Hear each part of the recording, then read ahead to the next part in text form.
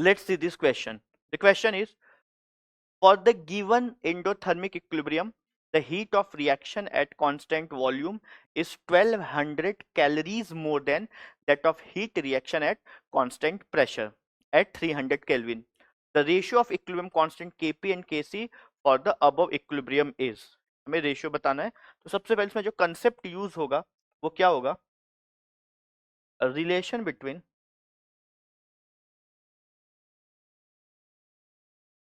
Kp and Kc first.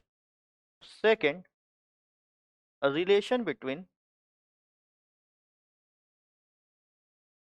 delta H and delta U.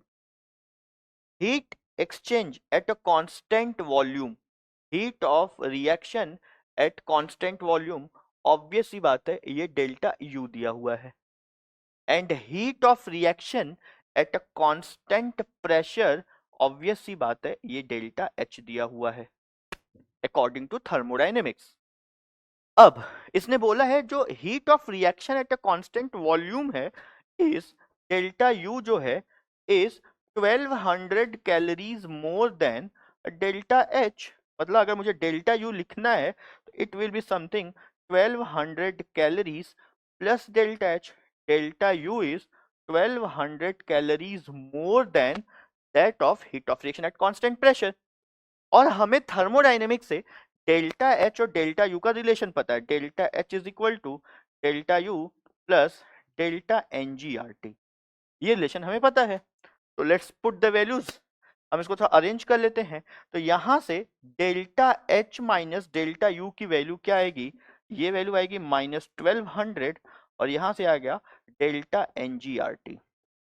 Temperature 300 kelvin है और R की value calories के term में पुट करना पड़ेगा because here the energy is given in terms of क्या?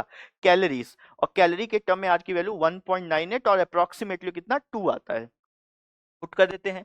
तो यहां से डेल्टा एन जी की वैल्यू आएगी -1200 डिवाइडेड बाई 2 इंटू टेम्परेचर कितना आया 300. ये वैल्यू कितनी आई? -2. यहाँ से डेल्टा एन जी की वैल्यू कितनी आ गई है? Delta N G is coming to be -2. Now अब क्या करें? अब हम करते हैं रिलेशन. हमें Kp बाई Kc फाइंड करना था. तो we know the relation between Kp and Kc. Kp is equal to Kc RT to the power delta Ng. हमें निकालना है Kp by Kc is equal to R. T की वैल्यू क्या है? 300 और डेल्टा Ng क्या है? -2. है ना?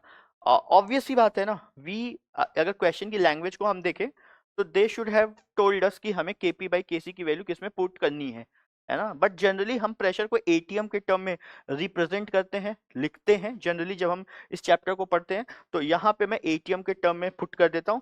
But yes they should have clarified कि इसको एटीएम के टर्म में लिखना चाहिए, है ना. तो यहाँ पे वैल्यू लिख देते हैं. एटीएम के टर्म में वैल्यू कितनी आएगी? 0.0821 एटीएम लीटर पर मोल पर केल्विन. ये आ गया 300 और क्या -2. तो ये वैल्यू क्या है? ये आता है 1/24.63 का होल स्क्वायर. ये आंसर है आपका. And this is coming almost equal to 1.6 into 10 to the power -3.